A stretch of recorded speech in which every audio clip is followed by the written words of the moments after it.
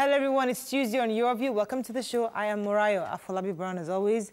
I never do this alone. I have the ladies with me.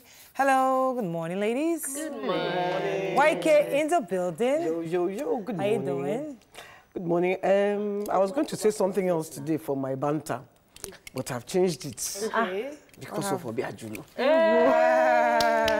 My banter is about Obiajulu today.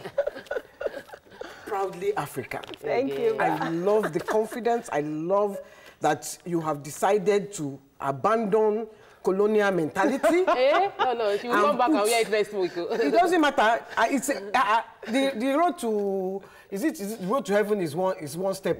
Yeah, one at a time. At a time, one step at a time. Don't worry. It's a matter of time. I'm blushing. And may you be. You see that award they nominated you for? You will win it. How are you doing, YK?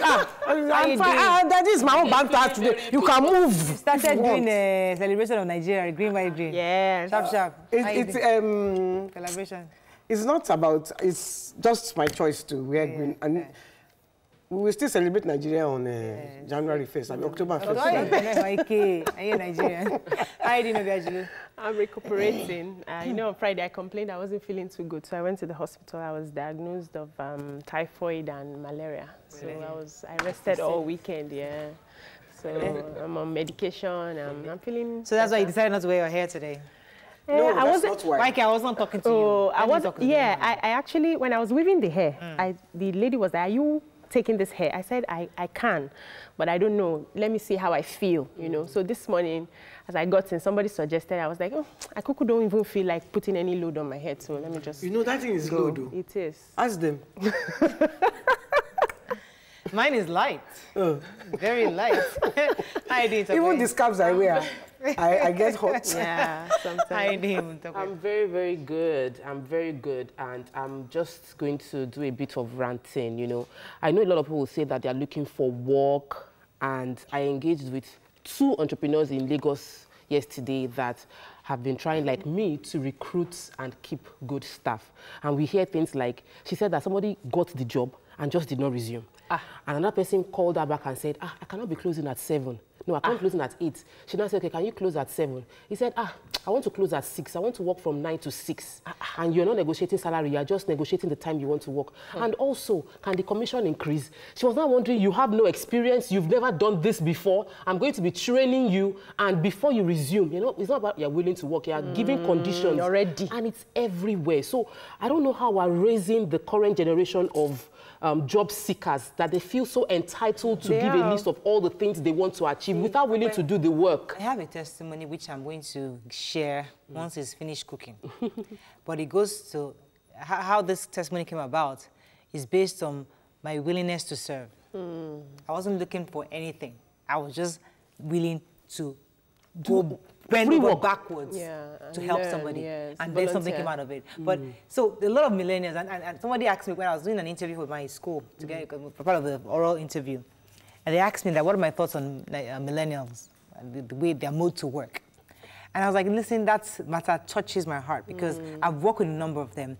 And many of them just, they don't want to follow through a process. They just want you to just serve it to them. Give it to them.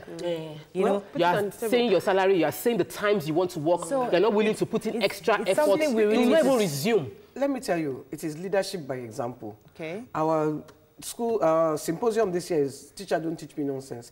If we watch our leaders make money without putting in hard work, We want to copy. you are just copying our teachers, who are our leaders. Before you get to the leaders that are up there, the one in front of you. They don't know. They don't see you that you have know. They don't know that you don't even have money sitting here. Honestly. They think because you're on TV, it's automatic. They think, you are made. Yes. It's not about money, YK. It's about the fact that you are built, values you're giving. It's a hot topic. It's a hot topic for another day. What do they teach? When they you will be rich. We teach values. No. We teach values. When I go to church, that is what I hear. Why can you don't go to church? Why can you don't go to church? I have been to, I go to church. What do you mean? Which church do you go to? At many. Methodist, everyone. Born again, all of them. I go. She has. Okay. Anyway, unfortunately, let's not make it a hot topic today. I would like to. I'm really interested in the church you go to. Honestly, you have not come to my own church. Which one is your own? RCCG. She doesn't go anymore. No, I can go for a wedding. Okay, okay. Will I not go for a wedding? I'll invite you to my church next Sunday. I will go for a funeral. Will I not go for a funeral? All right. YK, would you come to my church next Sunday?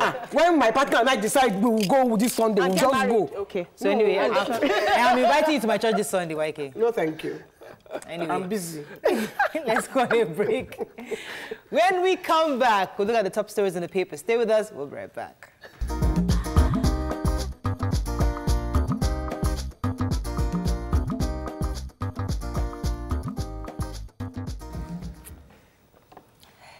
Mikey is coming to my church on Sunday. Let's start with the Punch. Substandard private schools rise. Government neglects supervision. Picture here scenes of an accident on the long bridge along the Lagos-Ibadan Expressway, Ogun State. Osinbajo, Yoruba now like slaves, says Akintoye. Lagos-Ibadan Express Railway begins operation December, says federal government. OAE to have their own airport soon, says VC. Ogun schools defy Abiodun, collect controversial fees. Naval commanders murder, military quizzes suspects, tightens security. Tinubu Oshiomhole El-Rufai's 2023 campaign posters sparked debate. We didn't finance APC campaign with 90 billion naira, says FIRS, and the $9.6 billion judgment FG team in 4-hour talks with lawyers. Okay, lots of stories here. The major headline. Yeah, so Punch is still investigating schools.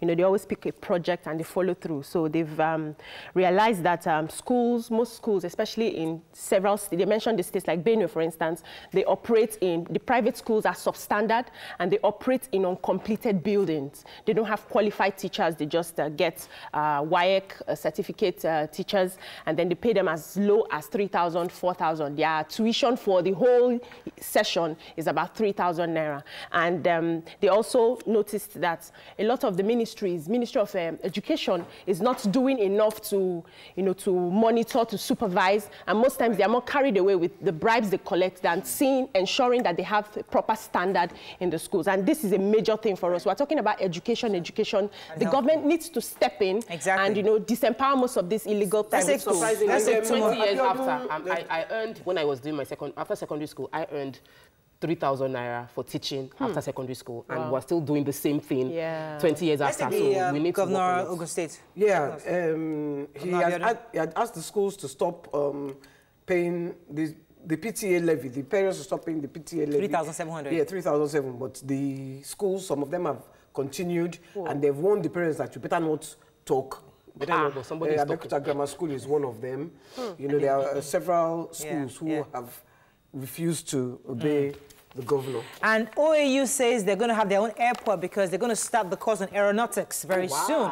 And they have 11,000 hectares of land that they can actually use to build that airport for I think it'll be one of the first in our country. So that's exciting. Yeah, we're going to put El-Rufai in the first one. No, now we're going to talk about El-Rufai. No, it's in the paper. It's in the paper. Don't worry. Vanguard. I told you I can respond to you on that one. How DSS police OPC rescue kidnapped passengers in Osun. Second Niger Bridge, 10 host villages at war with Julius Berger. FG arraigns Sowore today, selects witnesses. Tribunal reaffirms Sanwo-Olu's victory. Judiciary not free, we beg for funds, says CJN.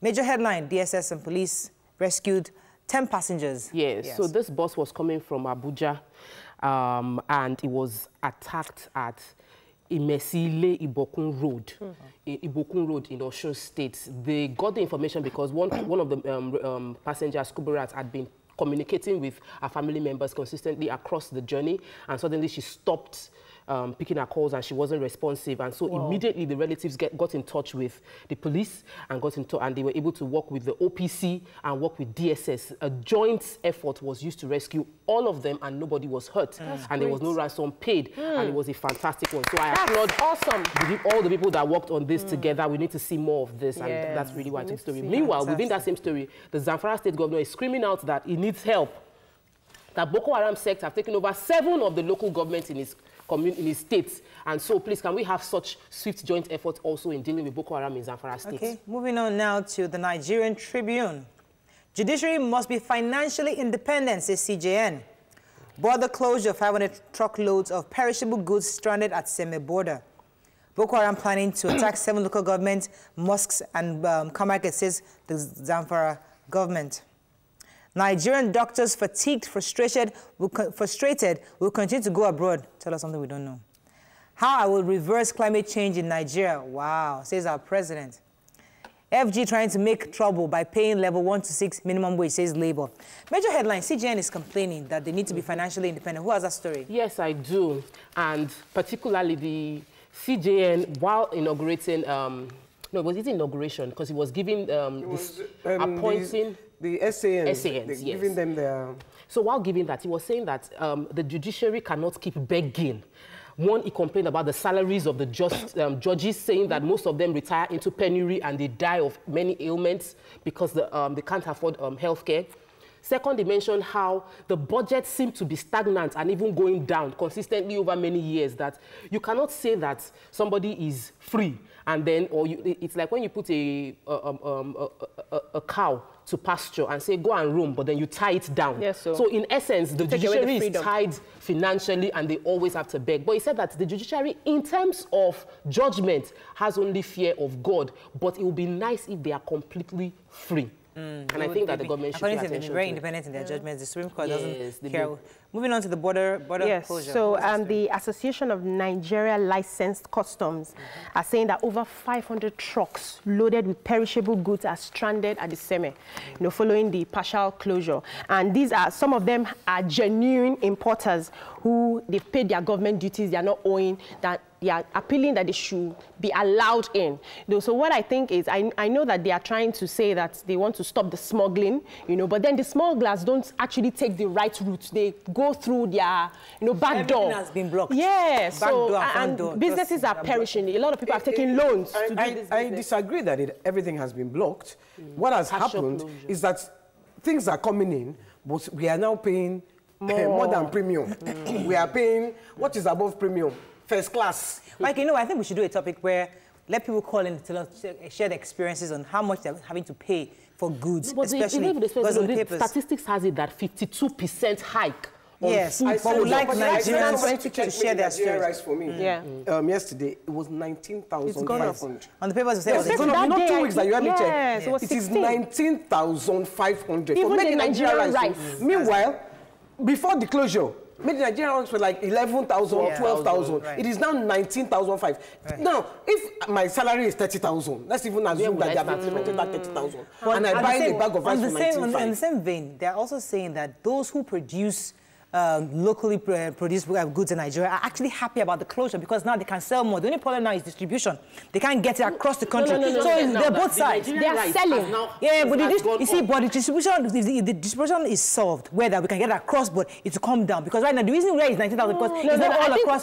Listen, it's not readily available. It is available. Where is this? It's not totally available. It is available. It's available. But the problem is greed. I sent to go and check. Benjamin, I went to check for me yesterday. He said plenty. It's available. The problem is very expensive. So now, because they know that they don't have, they are not competition, they are hiking the price. So it's a Nigerian problem. So let's move on now to Daily Sun. We have to run up very quickly. Major crisis looms in APC. Reps probes 4.6 billion naira expenditure on the Onitsha River Port. 2023, I'll succeed Buhari, says Pastor Bakare. And Lagos monarch Oba Idowu Abiodun Oniru dies at 82. Which story are we taking there? The Onitsha ports. So there's investigation is going on. There's an ad hoc committee by the House of Representatives, and they're saying that they want to probe the 4.6 billion that was earmarked in 2012 for the Onitsha ports, because they went there to see what was happening, and they found that the businesses were not going on as usual. The place was not functional. So they want to probe that, and they've called on the Managing Director of Nigeria Inland Water Authority, Permanent Secretary of Ministry of Transport, and Executive Secretary of the Nigerian Shippers Council to appear tomorrow to give them their findings. Okay. If you need any story to depress you a bit, please get Daily Trust, because all you need to do is read the front pages. It tells you all the running costs of our senators of the past Senate. The eighth Assembly, yes. I mean, if I start reading the numbers, you eat breakfast again. Try a little. Try to, if you want to feel some kind of depression, just go and read it. Pretty much in the nutshell, 73.5 billion naira running costs was used across 4 years for the entire the administration of the 8th Assembly. Okay, I think that's all we can take on front page review. Let me just read through The Guardian very quickly. Senate presidency clash looms over projects probe. CGN 6 financial autonomy, we talked about that already. Ogoni youth petition Buhari, Trump, others over delay in cleanup. And Nigerians divided over calls for Showere's release. Final paper is this day. Nigeria foreign legal team plot strategy to stop PNID's $9.6 billion award. We really wish them the best, honestly. Yeah, we're waiting. Nigerians are hoping, our fingers are crossed, and this will be something to celebrate, hopefully. You know, Nigeria, after football, there's nothing else we celebrate. So this might be something we can celebrate. Over drinks. Okay, that's all we can take on front page review. When we come back, we have quite a few topics to discuss. Stay with us, we'll be right back.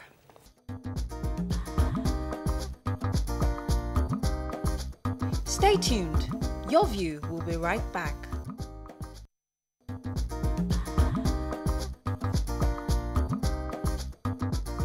Welcome back to Your View. Thanks for staying with us. A Twitter user said that why are African parents so quick to notice when a child is pregnant or a child is using some kind of substance abuse, but they never notice when the child is depressed? Depression is often overlooked in this part of the world, and our African parents cannot even bring themselves to think that their precious ones are depressed. Now, what are your general thoughts on this issue of depression? Have you been depressed? And what happened when you were depressed, and how did you get out of it? As a child, we're talking about. You can call us on 070-8066-8014. You can also tweet to us at TVC Connect, please, hashtag YourViewTVC, so we can read your tweet. All right, so when I read this topic, and it just reminded me as a child, because I felt that I grew up as a depressed child, and totally, completely depressed, because I was the only one at home. I know we have different stories. You're an only child, but me, my brothers left when I was 2 years old. I grew up alone. I was talking to the chairs, the tables, the clothes you hang on the wires. Wow. They were my friends. I would spank them. I'll punish them. They were my friends. My mother sometimes used to look at me with like, hey, I hope this girl would not become a loner. But so I knew that I just had that frustration and nobody understood what I was going through. But when you hear depression today, especially with today's kids, how do you observe? How do you know if your child is depressed? And what do you think you can, what are the telltale signs that you can look out for? An African child has no right to be depressed. Okay.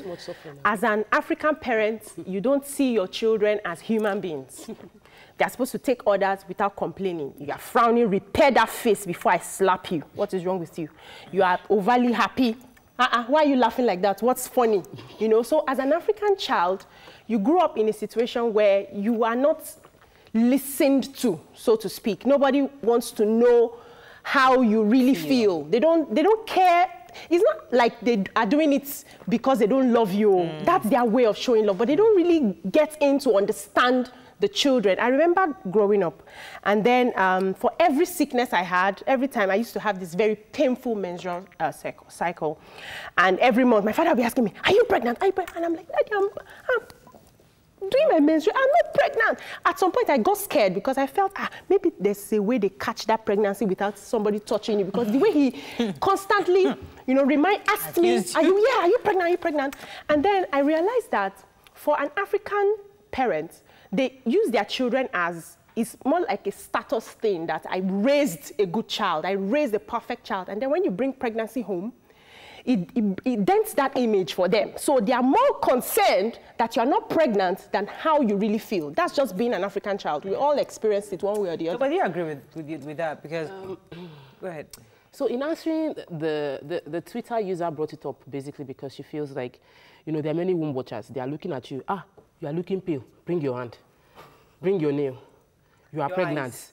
Check your hair now. They check your eyes. So it's the parents are so conscious of the shame pregnancy would bring upon them. Yep. That's their main focus. And so they are not focusing on the fact that you're withdrawn, your grades have dropped, or you no longer have friends, or you're no longer speaking up when we're talking together. So that's what the Twitter here is drawing attention to, that why are we so focused on the shame of my child getting pregnant or my child becoming a drug addict, as opposed to the shame of the fact that I have a child that probably commits suicide, because we are having that happen. So, because Doctor, is that depression that might actually lead you to the pregnancy or the substance abuse? So that's what we don't get. That's what probably we don't get. First of all, I want to say, I don't believe that parents pay attention to pregnancy because I had a friend when I was growing up who was pregnant, and she was about 7 months pregnant. Her family, nobody knew. Whoa. The only time they knew was when the man came to ask for her hand in marriage, and the woman went ballistic. Ballistic. That one lost parents. That one not pay attention. Lost parents. So 7 months. She was 7 months, and we all knew she was pregnant. But the parents didn't know. The parents didn't know. I think she was 7 months. The guy, they didn't find out till they came to ask for her hand in marriage. Those parents were not So present. so it's not all parents that look for. Having said that, we do not understand what depression is because we used to use, my sister and I used to use depression. I'm depressed. The depression is actually an illness. And until we understand what depression is, we will not even understand the symptoms. Depression is an illness that even the child, you can beat the child from morning to night, it's not going to come out of the... It has to go through a process, treatment process. Yeah. So until we understand that, so I think it is on this table too, we can actually use this medium to educate people about depression. It's good that we're going to be talking to, I think, a medical expert at some point very soon on how to observe and see and notice the signs. But I want to share experiences as a child growing up. How was it? Did you feel that sense of depression? I felt depressed though. Honestly, I did. I felt sad. Even though no, Mariah, it's not I'm not talking about clinical. I'm like consistently for a long time. When I grew up to the awareness of the fact that I'm an only child, and I didn't feel, all I kept hearing consistently for a long time was I wasn't living up to expectation. I wasn't being a good child. I'm not doing what they want me to do. So in my mind, I kept thinking, maybe if I'm not it, if they don't have any child, maybe they will be okay. That occurs to me consistently for a long time. If I didn't have church, if I didn't have God, because I didn't have anybody I could share, I didn't have any friends. So it was just that when you wake up in the morning, you are just waking up, you did not sweep, you did not do anything. What was your JAMB result? What was your clinical? And everything I kept hearing was, you are not good, you are a failure. If I didn't have any child, is it not better? And I'm like, okay, so maybe if I should die, you will not have any. Do you get, a lot of parents don't understand, because we say it in Yoruba, so it doesn't come across like that. But I'm thinking of it, and many people, and I've never voiced this out, but I've spoken to many people, and they're like, they went through that too, because the parents' pressure was too much. They pressure these children so much that the societal pressure, everybody is saying you don't pass, you are this, you are that. And so these things can happen from that place. Let me take this call from Norma. Are you there? Thanks for calling. Yes, good morning. Morning. Go ahead, please. Morayo, nice to see you. You're live, Norma. Go ahead, please. Okay. I was going to address the issue of depression. I can't hear her. Is she there? Can you hear me? Yes, I can. Please go ahead. I was going to the issue of depression. It is people that make other people depressed. Okay. The things you say to somebody, like very provocative words, make someone depressed. The way you treat people in probably a derogative manner makes the person depressed. You call somebody a failure, he becomes depressed. A father calls a child a useless person, it becomes depressed. So I don't agree with Yenny. Depression is not a sickness. People actually are the reason others are depressed. Okay. Let me tell you, in life, this world is an empty space. Human beings are the ones creating problems for the other people. Without people in this world, where are the problems? Look at the government we have. Thank you very much. She can give you depression. Yeah.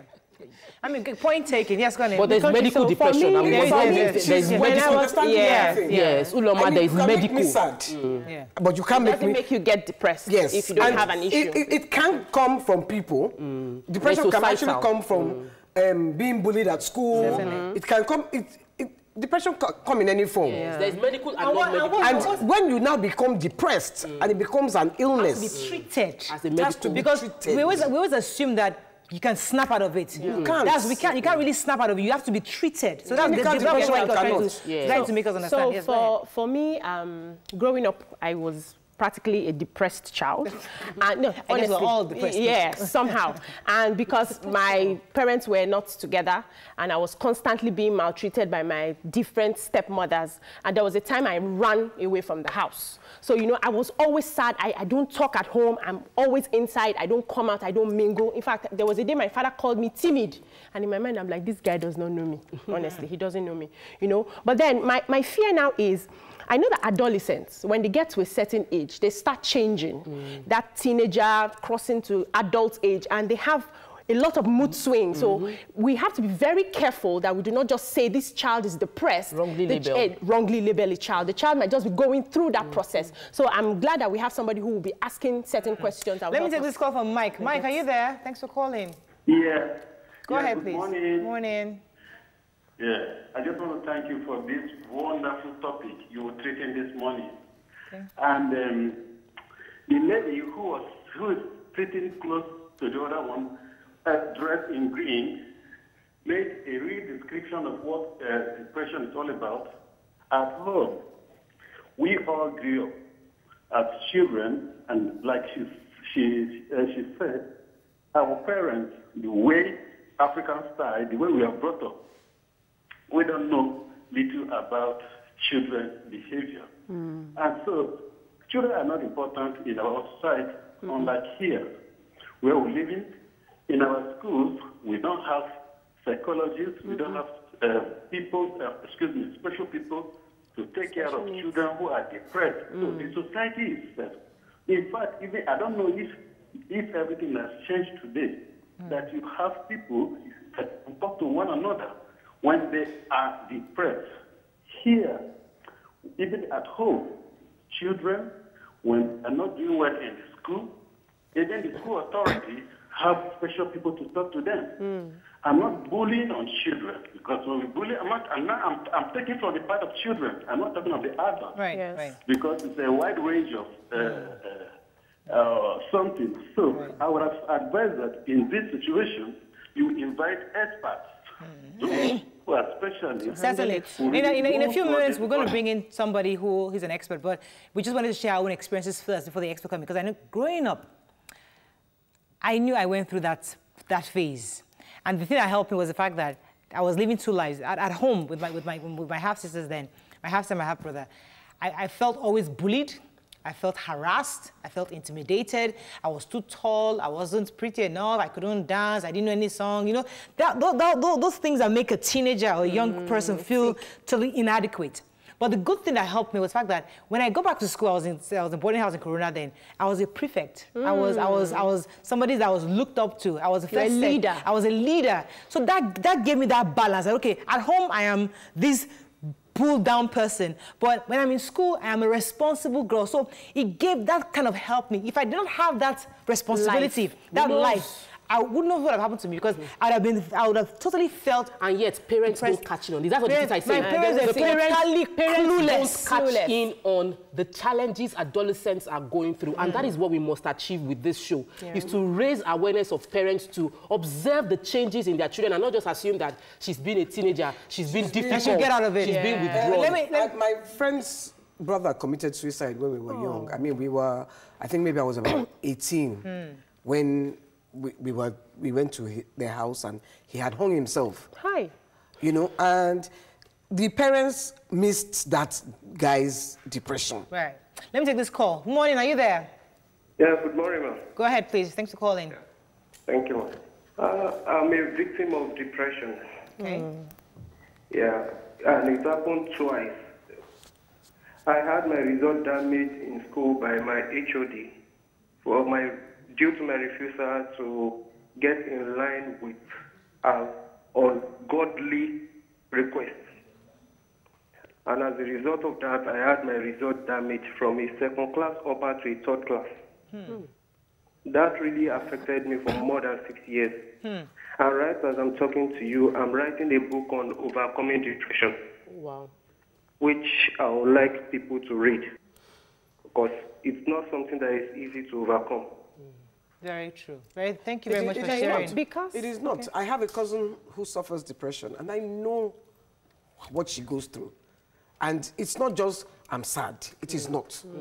It's beyond that. You have mood swings. And it continues. And it continues for years. It can take you to death. Yeah, right. You know, because it is a Let me have a final comment for me before I go on a break. Yeah, so most children that I know growing up at that time, they had to develop defense mechanisms as a way of protecting themselves. So they had double personalities, triple personalities. You are in this environment, you have to adapt, and you have a different personality.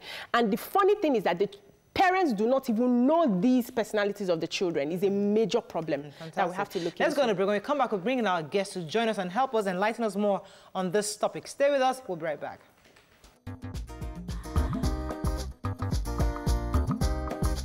Stay tuned. Your View will be right back.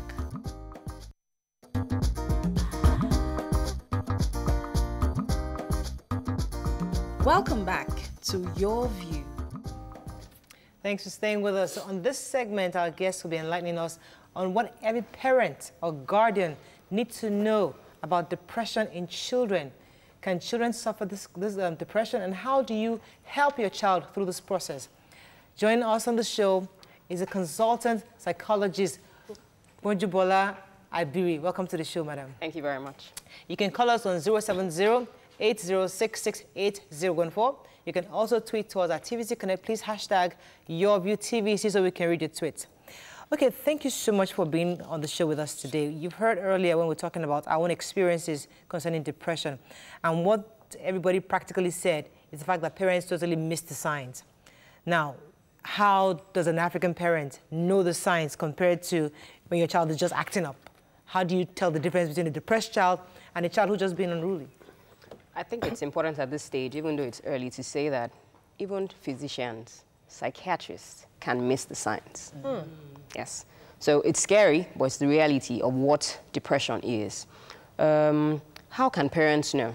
Parents must have a high index of suspicion. So first of all, parents must even be interested. Parents must be aware. You must know your child.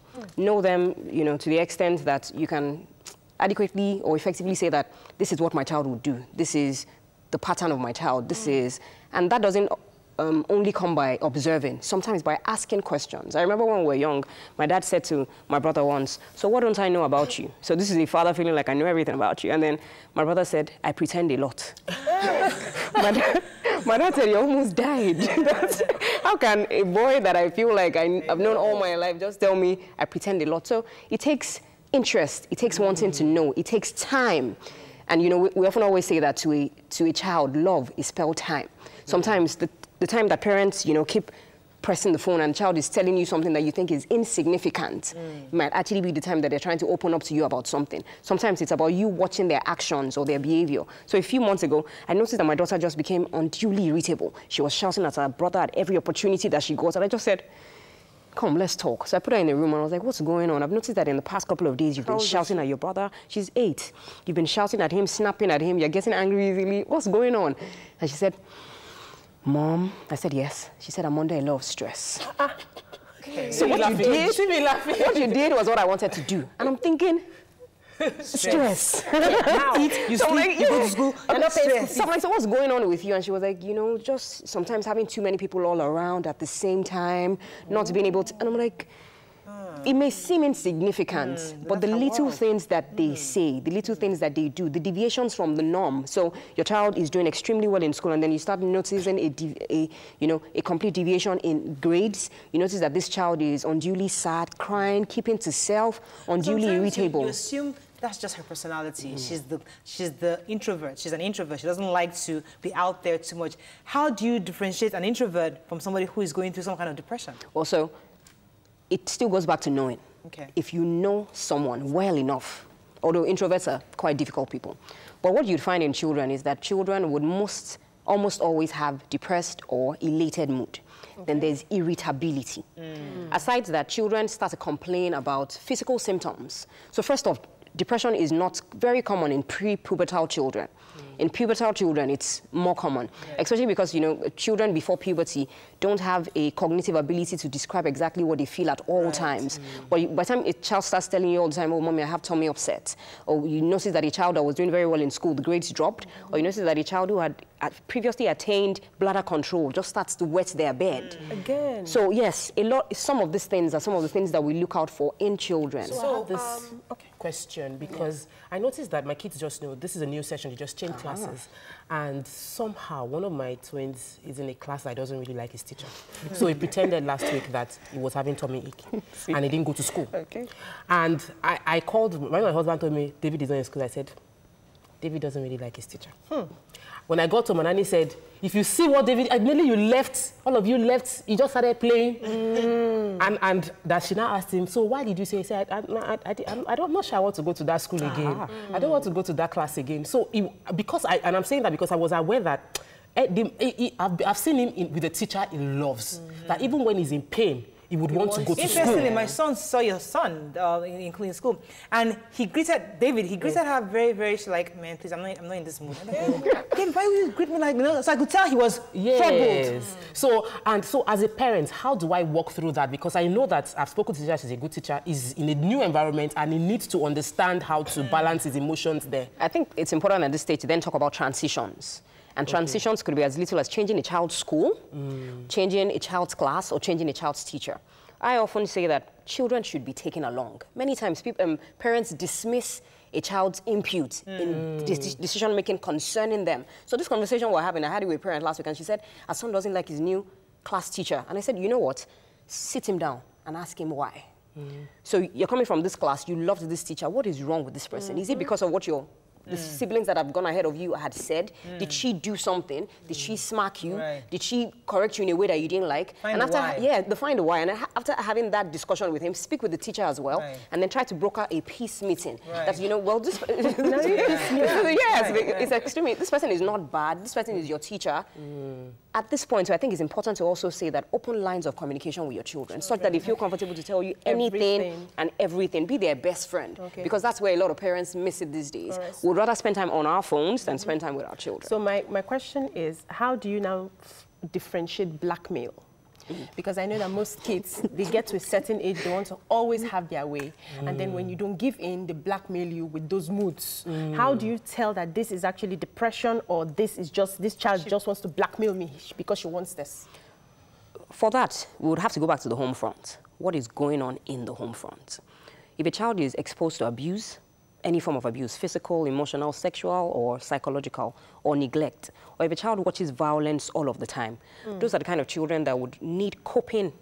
They would need coping strategies, you know, to deal with issues going on around them. Unfortunately, they would resort to maladaptive coping mechanisms. So for a child, we're looking at someone who is less than 12. For a child, you know, to want to start using blackmail, either emotional, either physical, then it means that there's something going on. There's something bigger. Yeah, something bigger. We're already seeing traits that we should be worried about. Traits that if we don't nip in the bud early enough, by the time the child turns 18, we'll be looking at a potential antisocial personality disorder. So it's important that, you know, parents still take note. Doc, we have to be realistic. Today's times are hard. I mean, growing up, my mother's issue was she was the first wife of other wives, and she had her own drama, her own issues, and she didn't have. And me, I came 12 years after, so I didn't get that full attention. And the only time my mother had that conversation with me was maybe when she felt I was getting closer to my stepmother. You know, she never really observed me. I was just living my life until when she felt like every weekend I want to go to Isolo. She now said, "Auntie, come here.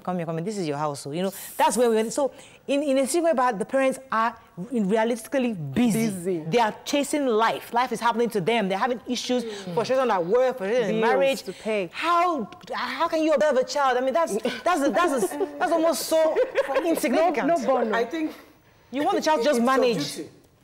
It's your duty to observe the child, but no matter what life is giving you, the child didn't beg to be born. Exactly.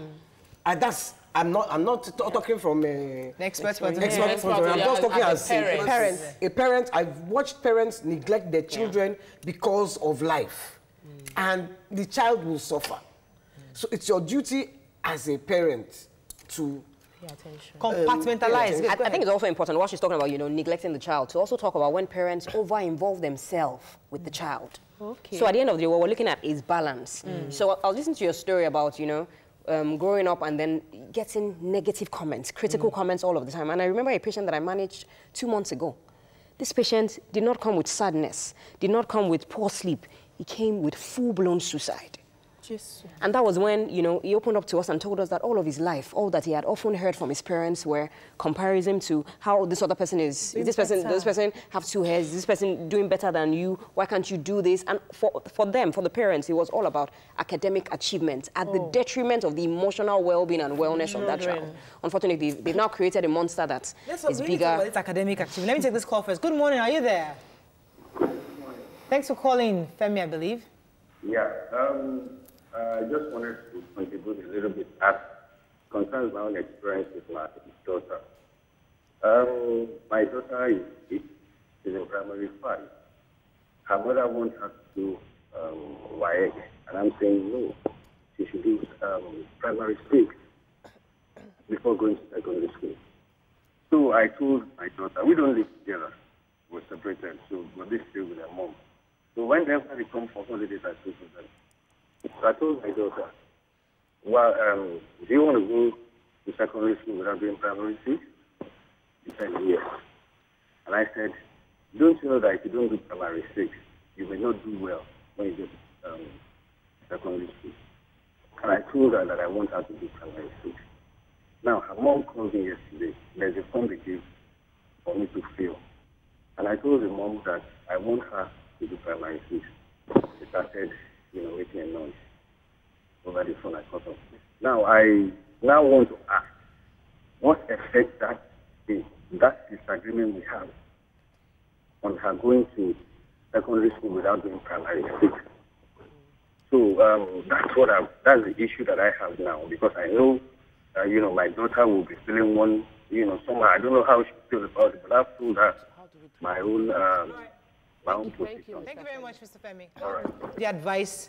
Well, I guess you heard when Mr. Femi said that they're both separated. That's a big issue. The decisions they appear to be making from the conversation I just heard will be conversations over the phone. This kind of conversations have to be a sit-down, where both parents would put down their own personal interests and bring the interest of that child to the fore. State both sides, but at the end of the day, you may even have, you know, an unbiased party help you broker that meeting. Take the decision that is in the best interest of that child. Because the child at this point will start seeing the mother, so it's the mother that wants the child, whether it's the mother that wants the child to go ahead or the father, the child will see one as an enemy and the other one as the one who wants my best interest. And you don't want that division so early. Exactly. So, I can talk from personal experience here, because when I was going to get divorced from my ex-husband, we were having real fights. He wanted sole custody of the child, and I was no, which custody? I'm taking custody. And I went to my lawyer at the time and I said, look, and the lawyer looked at me. After I finished ranting for like 30 minutes, he looked at me and he said, your child is not a chattel. Your child is human. Your child will grow up and leave all of you.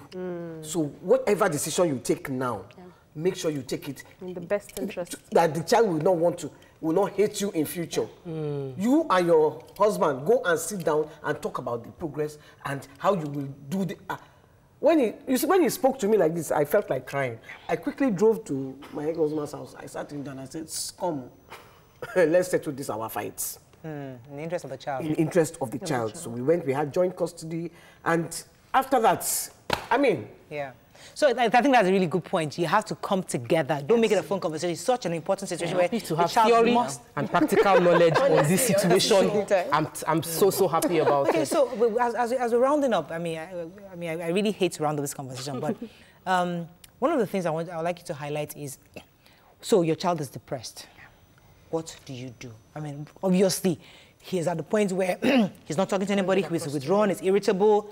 What do you do as a parent? So as a parent, you may be unable to make a clinical diagnosis, but you can see the signs. How do you know the signs? You know the signs because you're informed. which is why I encourage people to read. Not because you want to have depression, but because you want to know what it looks like when it shows up. So, core symptoms of depression, depressed mood, loss of interest in previously enjoyable activities, low energy, feelings of hopelessness, worthlessness, suicidal ideations, attempts, poor appetite, poor sleep. But of course, like I said, the symptoms you may find in children may be different from what you find in adults. So by the time you start seeing problematic behavior in an otherwise normal child, seek help.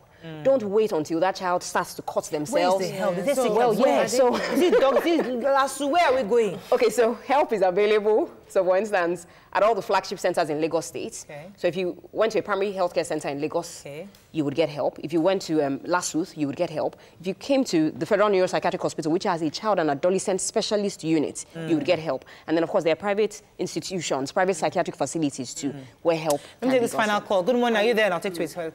Good morning, are you there? Hello? Good morning. Thanks for calling in, Mr. Fred. Go ahead, please. Yeah, good morning. I'm Fred from Germany. Yes, go ahead, sir. I'm so interested in this topic because I'm a psychiatric doctor from Germany. I grew up in Nigeria, and the topic is just talking about me. When I was in Nigeria, I used to have so depressed for my parents, and they didn't take me well because they thought maybe I couldn't make it. Like the woman in yellow we're talking about education. He said, oh, you can't make it in life. Well, it come across, I got a scholarship to Germany, and now I'm a psychiatric doctor for children. Talking about children psychiatric doctor. Children need love.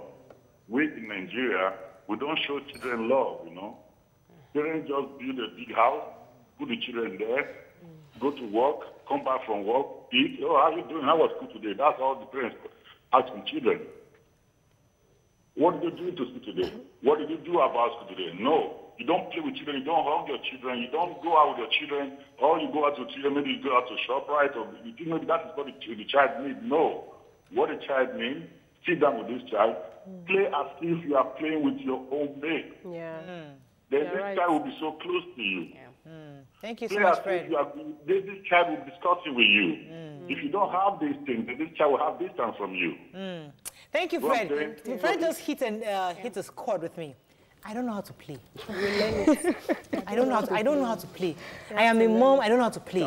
So do I have to force myself to play? I mean, before that, I'll think about the answer to that. Let me take a few tweets. Yeah, I want to read these tweets from Mr. Play P.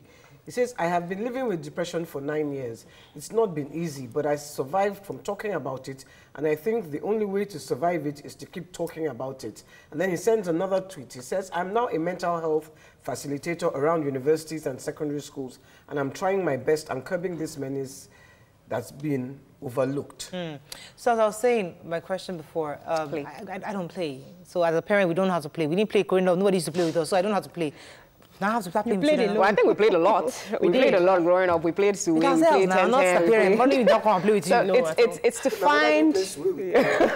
Mother didn't play with me. It's to find the things that your children love and enjoy. Cartoon. And would spend... No. So we need to get the children out of those things.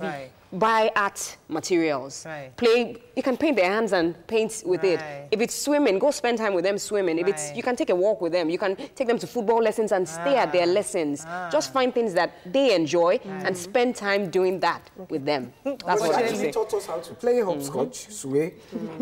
Unfortunately, we have to wrap up. Thank you so much. We learned quite a bit from you. We're going to bring you back again at some point because we need to learn so much on childcare. Thank you. We're going to go on a break now. When we come back, we'll discuss neonatal health issues. Stay with us. We'll be right back.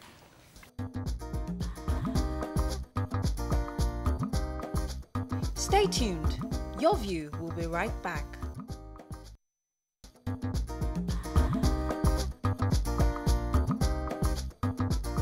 Welcome back to Your View. Thanks for staying with us. This week happens to be Neonatal Awareness Month. In our course to fight newborn death in Nigeria, our guests will be shedding more light on the key risks newborns face during the neonatal period and to educate families on how to protect their babies. Joining us on the show is a newborn health advocate, Bisola Tolu Odutola. Welcome to the show, madam. Hello, good morning. You can call us on 070-80668014. You can also tweet to us at TVC Connect. Please hashtag YourViewTVC so we can read your tweet. So, tell us about this, because there's obviously an awareness on this neonatal mortality issue. What exactly is neonatal I was mortality? going to let's start there. Yeah, let's start with that. So, neonatal mortality. So, neonate is basically a newborn under the age of 30 days old. So, when a child is just born and until they turn a month old, they are called a neonate. And that period, I mean, as every mother knows, is a very vulnerable period. That's when they need to grow and gain weight and all of that. However, in Nigeria, every single day, we lose over 500 neonates every day. That's almost 200,000 babies in a year. Wow. And I mean, while child death as a whole, this is under 5 years, has been reducing, neonatal death hasn't been reducing at the same rate. So for right now in Nigeria, per 1,000 births, we lose about 32 newborns, whereas globally, according to WHO, we should be having less than 12 newborns. So that's almost 3 times what it should be. And many of the issues stem from, healthcare system that needs to be beefed up. Some of it is also socioeconomic. So you, for example, we help some women who can't afford to pay the 4,000 naira that it costs to get prenatal care from a primary healthcare center. So we usually sometimes have to help them pay for it. And then these women also cannot afford to have their babies in the hospital. So if something happens, there's a complication, more than likely it can lead to death. So for, a couple of years ago, one family friend lost her baby, and the baby died of cold, a newborn, just about 2 days. And, so when they started explaining the story, it was more like she was just delivered and the mother had complications. So they had to start attending to the mother and neglected the child for a couple of hours, just exposed. So my question is, what's the expected care to give to a newborn within that? So the WHO has something they recommend, which is called like the six cleans. So this means, for example, cleaning the area where the baby comes out from, which is called the perineum, making sure that the cord is cut properly, a clamp to avoid bleed out. Then there's also one of the key pieces is the cloth to wrap the child with. And that needs to be done as soon as they're born. In a normal birth, they usually tell you to breastfeed the child within an hour of being born. That also provides more warmth because you're holding the child close and feeding. But in a situation where the woman had a complication and that child wasn't attended to or even taken to a NICU. So a NICU is a neonatal ICU where you can give extra attention to a child. And they usually have like a warm area for the child. So in this case, it seems like there was a gap there, and that's probably what led to this situation. My question is, who is this awareness for? Is it for the caregivers or for mothers to be? Because who needs to know this issue? It's everyone, really, because if the mothers start to talk about it and really the government starts to take a more active and deliberate role to prevent it, because it's a very niche and very specific kind of care that is needed for it. So, for example, when I had my second child, she wasn't breathing. So she had to go to a neonatal ICU. They had to give her oxygen. She had to be in a warm environment, and they decided troubleshooting to figure out what was wrong with her. So there's specialist care that is needed there. And we all know that a lot of our doctors go abroad. They don't come back. So we need to do something to make sure that our medical system can handle these issues when they happen. You have cases here in Lagos where some hospitals don't even have enough incubators. I recently heard of a story of a woman who had twins, and they said there was only one incubator, and both twins were born preterm. So rather than choosing one twin, they started alternating. But neither newborn got enough support, so both newborns died. Jesus. Weeks ago. Yeah. So it's very chilling when you hear these stories, because after carrying a child for 9 months, nobody wants to lose their child. So obviously there is a side of the government, and we tend to hear just focus on the government side. But I realize that a lot of women don't have enough information, and across that, the society at large need information, because we are a communal society. So if one person has what you don't know, we can all help each other. So what are the prevalent reasons for death in these new babies, and so how can we prevent those if we are aware of them? So the top 3 are a child that is born preterm, so born early, a child that is born with birth defects. This can be found, so early in pregnancy, there's tests called nuchal testing that you can check to see the state of the child, and they know if there's something that can be done during the pregnancy. The earlier you find this out, so within the first 6 to 8 weeks, the higher the chances of survival. But the later you find out, the less likely you can do something about it. And thirdly is infection. Infection is usually tied to hygienic issues. So for example, women that are having their children outside of the hospital, or sometimes women who didn't take tetanus during pregnancy, that can transfer tetanus to the child and cause death. You know, so dealing with the first one, because you mentioned that dealing with the one of tetanus, yes, and dealing with the one of infections happening. What can we do to prevent it? So to prevent that, you want to, I mean, as much as possible, if you can have your child in a hospital, that would be the best way. But if for some reason you can't afford it, try and get they usually call them traditional birth attendants who come into people's homes and help people out with it. Also, I work with the Moms Spring Foundation, and what we also do is we provide birth kits to these women who can't afford it to ensure that even though they're having their baby at home, it can be in a sterile environment. What's in a birth kit? A birth kit has something called a Macintosh, which is basically absorbs the fluid. It has a surgical blade to cut the cord. It has a clamp to prevent bleeding. It also has soap. The clamp is used for? To prevent, so you know when you cut the cord, there's blood that can come out. So you use a clamp to stop the blood. Yeah. Then it also has soap, because you are trying to prevent infection. It has gloves, and then a warm cloth. So, a cloth to ensure warmth in the child. To wrap the child. So it's basically aligned with the WHO recommendations for the 6 cleans. So we give it free. But even in our work, what we found is also that when we try to partner with midwives who are helping these women, these midwives sell the kits to the women. So on the one hand, they can help us access the women, but on the other hand, it's a source of income for them. So, do you think the government should clamp down on a lot of these private hospitals? Because I think a lot of these private hospitals do not have the equipment to do these things, and they continue. Like, there's this hospital that I know somebody gave birth, and she's looking for some documents from the hospital. She goes to the hospital, it has closed down because the owner has died. So there's no file. In addition to, let me on the birth she gave or anything, because the hospital has probably become a house. Let me add to that question, because I also observe that it seems a lot of antenatal care we do in this country is inadequate, because somebody saw me pregnant and followed me to one of my appointments. And all they did was check the baby, check my BP, do the urine test, and that's it. But she was like, there's a proper test you do for the baby. So going back to what YK said, inadequacy of these hospitals. How do we get the hospitals to be more equipped for these kind of tests? Yes, so it would have to be policies that mandate that they must do a certain level. What you just said brought up something I experienced with my antenatal care. So my first child, all my antenatal care was here in Nigeria. The second time I was doing a course in the UK, so I got to see a doctor there. And I remember at around 10 weeks, they kept pressuring me to do a test called nuchal testing, where they put a huge syringe in and get some fluids from the womb so they can test for deformities. And I kept thinking, is this not too invasive? Because I said my first pregnancy, nobody said I needed this. But then they made me sign a waiver that I chose not to do this test. And if there's a case of XYZ, it is my problem, because they did their best to try and help me. But I never even got that option. In Nigeria? I never got that option. Someone told me that she knew her baby had Down syndrome right from birth, and it was the decision they had to take. I think at 7 months, or I think 5 months, they had to decide, okay, do we keep the baby or not keep? Was it a conversation she and her husband had, but they were able to diagnose immediately. Yes. That will not happen in Nigeria. My daughter had her baby in England. Me, I had my own baby here. She had her baby in England.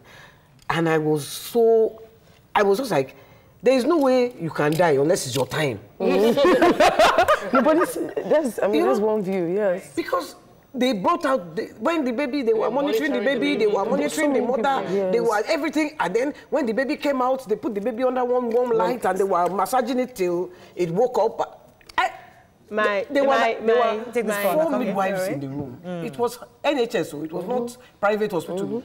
NHS, 4 midwives and 3 doctors. Thank you, Waiki, for taking me there. Let me take this call first. Good morning, are you there? I'm here. Thanks for calling. Go ahead, please. Yeah, I'm David from Okiaro. Go ahead, sir. Yeah, I'm a first-time caller. Welcome to the show. Welcome to the show. Thank you very much. I think I love what you're doing. information here. I think I had a very bad experience concerning what you're saying about maybe 10 years ago. I lost my wife. So I asked, what can you say that the way they can carry out a quick CS to help the baby, that is to bring the baby alive? I said, okay, why not do it? He said I should drop a very, very ridiculous amount of money. Very ridiculous. And I was... Hello? We lost that. Talking about the costs. Costs, yes. It can, getting so even the equipment, it's very expensive for the hospitals to procure them. So generally, it costs a lot to get the care. But I think that's where this thing cannot be solved without the help of government, because we've got NHIS now. So what are we doing with NHIS? Everywhere. No, the NHIS isn't funding the hospitals. I gave birth in General Hospital, and I knew that I had to ask the doctor that, I'm a Google mom. You are not checking my baby properly. And in answer, he just put this thought. I said, I have twins, right? You couldn't have listened to the 2 heartbeats, because I had to start questioning because I was informed. Considering that we are in this environment that is heavily, we have overstretched doctors, overworked doctors, the parents, these pregnant women must take ownership of their health and inform themselves, able to help themselves and prevent neonatal mortality. Unfortunately, I have to take a quick break. When we come back, we'll come to you, Rajula. Stay with us. We'll be right back.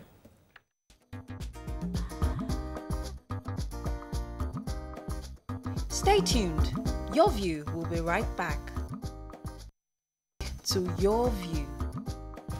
Thanks for staying with us. Yes, okay, yeah, so I expected healthcare professionals to be aware of certain things, but then I had a bad experience with my last baby. I went for checkups a couple of times, and they couldn't even determine the fact that the baby was overweight till I got into the labor room. And then the baby got stuck, and it was a major battle. The saving grace was the fact that my mother-in-law was inside, and so she had to start calling out for the doctors, and then it was emergency. When the baby now finally came out, my baby was blue, almost losing it. And then the oxygen wasn't even set up in the first place. So is there anything you're doing to sensitize these people that are supposed to be professionals but don't really know how to handle emergency issues? So yes, part of our work is to also sensitize health workers, but you also have to also realize why some things are the way they are. So for example, the oxygen probably isn't set up because they don't want the wrong technician to go there and waste oxygen. Oxygen is very expensive. Oxygen is extremely expensive. So because you pay per minute as you're using it. So that's why. So the systemic issue of the fact that that maybe the staff is probably not well trained and cannot handle some of the equipment. So you now have maybe only one person who knows how to do it in the whole hospital, and then when you need to use it, it's not available. Gotcha. This is, it's not directly related, but this is how I lost my dad actually. So he had a heart attack. He was rushed to a hospital, and the person who had the key to where the defibrillator was not around. And heart attacks every minute after it counts. So after the first 10 minutes, the person is brain dead, and that's how he went. So it's just all this little. We have to round up very soon because I want us to bring this conversation home. So I know you have an NGO. Yes. And what are you doing? What are you doing to help us? I mean, are you giving people things? We do a few things. So on the one hand, we have a project called the Genesis Project, where we give birth kits to women who can't afford them. So just to make sure they can have a birth in a sterile environment. But we also realize that sometimes there's a complication. For example, a child is born early and things like that. So we've also just recently launched a different project to set up NICUs across Nigeria. We are setting up the first one in Yaba before the end of the year. And so that way we can now start to give hospitals the equipment they need. But now what we want to do is also partner with hospitals such that every woman can access these things so that it's not prohibitively expensive or ideally even free. So that's one of the biggest things. Before we run off, one of the things you mentioned, the highest cause of mortality in neonates is that they are born prematurely. Yes. So what can a mother of a premature baby do while trying to get into a NICU? So make sure you're going to a hospital that can handle, because if you go to a hospital that does not have incubator, your child is already facing. That means we've cut off many of the poor ones. So that's why we're trying. That is because of that problem that you just highlighted that we're setting up NICUs so that everybody can access it. Whether from whatever background you are born, you're from, if you've made it 9 months, at least you should be able to you make should it be able to lead this. You know, because child mortality is just, all the tweets are on depression. I think we have a lot of depressed people in Nigeria. I'm surprised. Honestly. Child mortality is traumatic, YK. Yes, to carry a child and lose a child. Yes. Well, that's a different topic, and we'll have to illustrate that at some point. But thank you so much for coming. Thank you so much for having me. We wish you the best, and hopefully you're doing an amazing job. Hopefully that we can support your cause as much as we can. Okay, that's all we can take on the show. Join us again tomorrow. Wednesday live show is our audience show. Please come early so you can get a seat. Have a fabulous day. We'll see you then. Bye-bye.